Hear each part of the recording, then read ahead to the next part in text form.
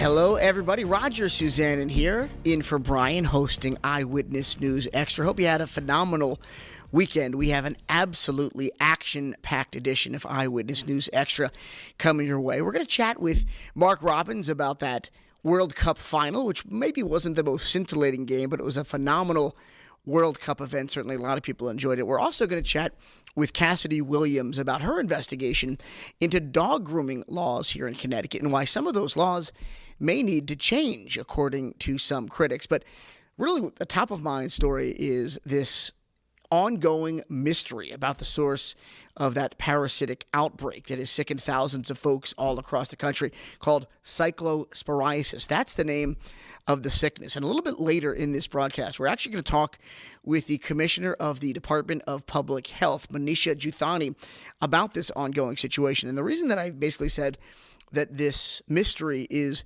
continuing to develop is that last week it seemed pretty darn certain that the culprit was iceberg lettuce. But then this weekend, we learned that is not necessarily the case, as the Public Health Department was not able to basically tell us, and the FDA said basically that they were not able to get a second positive test there.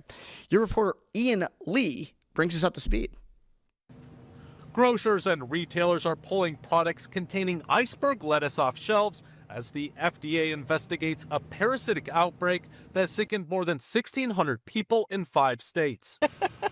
There goes my salad. In a surprising reversal Sunday, the FDA says a new sample of Taylor Farm shredded iceberg lettuce that it initially reported positive for the parasite Cyclospora was actually a false positive. The company saying the FDA has not identified a single positive test result from its products.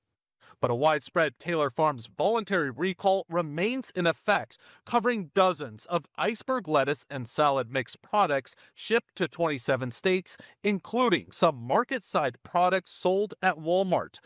Walmart says it has pulled those products as a precaution and that no confirmed illnesses have been linked to them so far. Sysco, the nation's largest food distributor, has also stopped distributing Taylor Farms iceberg lettuce. Cyclospora is a parasite that can contaminate fresh produce and cause debilitating diarrhea. The CDC said it led to nearly 100 hospitalizations. Symptoms can take 7 to 10 days to appear, making it harder to trace what made someone sick. Washing the produce beforehand thoroughly will give you potentially a better chance to not have any significant contamination. Also, asking the restaurant where they may be sourcing their lettuce from is something that you can do to protect yourself. The cause of the outbreak remains under investigation. Ian Lee, CBS News.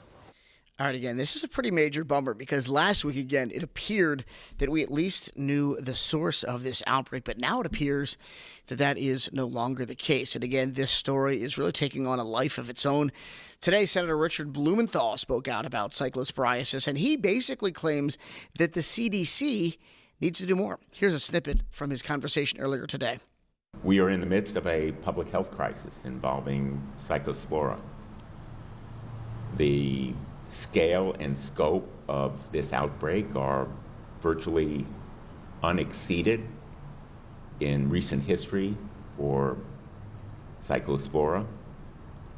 And I am writing today to the CDC demanding an investigation, answers to questions about why so long was necessary, why so much time was required for CDC to surveil and act to stop the spread. And still, there is massive confusion about the source and spread.